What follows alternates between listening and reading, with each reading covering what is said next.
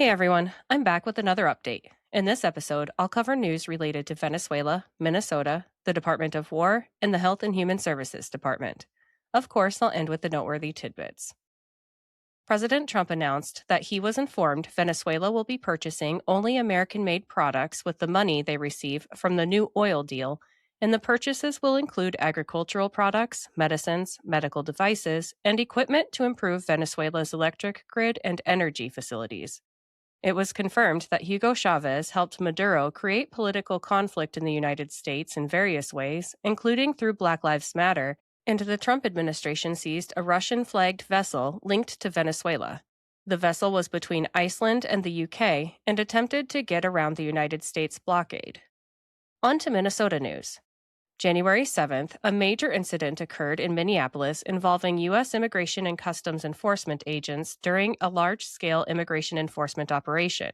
This was part of a broader Trump administration crackdown, with the Department of Homeland Security deploying around 2,000 agents to the Minneapolis-St. Paul area, described as the largest DHS operation ever, partly in response to allegations of fraud involving some Somali community nonprofits. The key event was a fatal shooting around 9:30 a.m. in a residential neighborhood in South Minneapolis, in which a 37-year-old U.S. citizen named Renee Good was shot and killed by an ICE agent. At the time, ICE agents were conducting targeted immigration enforcement. Good was using her vehicle to obstruct operations, and she allegedly weaponized her vehicle by attempting to ram and run over agents, prompting the agent to fire in self-defense, fearing for his life. Good was shot in the head, crashed into a parked vehicle, and died at Hennepin County Medical Center despite efforts to save her. Minneapolis police secured the scene, took over, and helped remove ICE agents amid growing crowds. The aftermath escalated quickly. Hundreds, and later thousands, gathered in protests and vigils at the scene, chanting against ICE, throwing snowballs and other objects, and blocking streets. Agents reportedly used pepper spray or other irritants and pepper balls to disperse crowds. Tensions rose between state and local officials, and federal authorities and the Minnesota Bureau of Criminal Apprehension reported being denied access to evidence by the FBI after an initial joint investigation agreement. Governor Tim Walz prepared the National Guard for potential activation and asked protesters to please remain peaceful. Attorney General Keith Ellison, on the other hand, demanded ICE leave before they face more violence, and it was confirmed that Renee Good had been stalking and harassing ICE all day before the incident in which she was shot. As for the ongoing fraud investigations in Minnesota, the Minnesota Speaker of the House said a red wave is required to clean house because, in her words, any Democrat they put in to run in 2026 is part of the problem and will be a Tim Walz third term. The U.S. House is actively investigating whistleblower retaliation by Governor Walz and Minnesota Attorney General Keith Ellison, and Minnesota Representative Kristen Robbins testified before Congress and confirmed Walz's administration accused credible whistleblowers of racism against Somalis simply because they opposed the fraud. Walz continues to face calls for his resignation, and Congressman Tim Burchett demanded the House Intelligence Committee subpoena and release the immigration records of Representative Ilhan Omar. Congresswoman Nancy Mace moved to do just that, as well as the immigration records of Omar's brother, who she is accused of marrying in an immigration fraud scheme. Let's switch to news related to the Department of War. President Trump ordered steep pay cuts for defense executives and said he will no longer permit dividends or stock buybacks until these entities start investing in production versus solely enriching themselves. Trump also threatened to cut off major defense contractor Raytheon because they've been the least responsive to the needs of the War Department, the slowest in increasing their volume, yet they are the most aggressive with spending on their shareholders rather than meeting the needs of the United States military. Furthermore, Trump called to increase the U.S. military budget to $1.5 trillion in 2027, and he said with the money coming in from tariffs, the funds could easily be met so that our country can finally build the dream military we have long been entitled to and, more importantly, that will keep us safe and secure regardless of foe. Shifting to news from the Health and Human Services Department.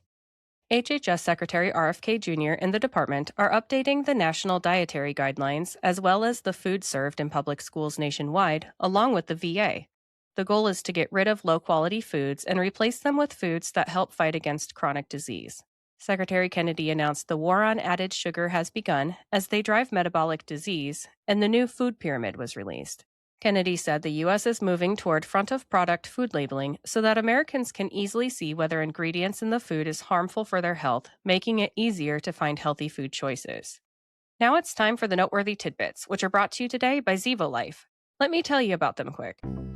Looking for a game-changing way to improve your health? Zevo Life is the world's most nutrient-dense whole plant, packed with over 50% plant protein, essential amino acids, fiber, and antioxidants. Harnessing the best nature has to offer, Zevo Life nourishes your body while driving your performance, vitality, and overall well-being.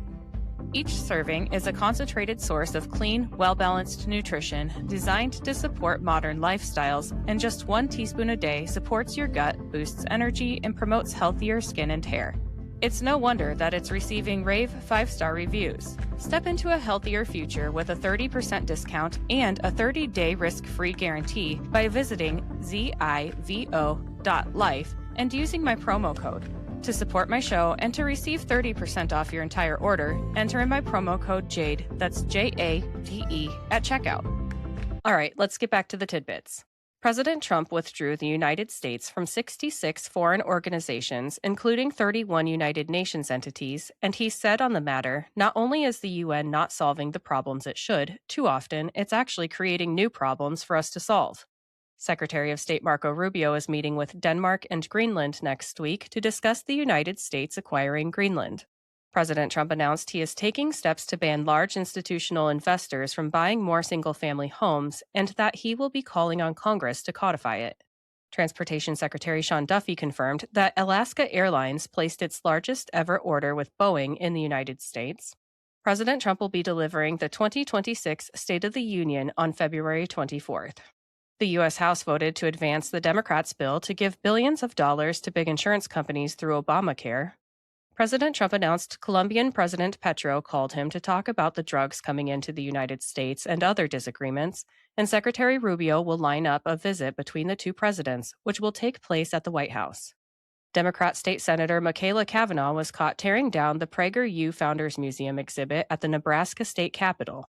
The exhibit was a Declaration of Independence signers poster that was there for America 250, and Cavanaugh tore down other historic exhibits as well.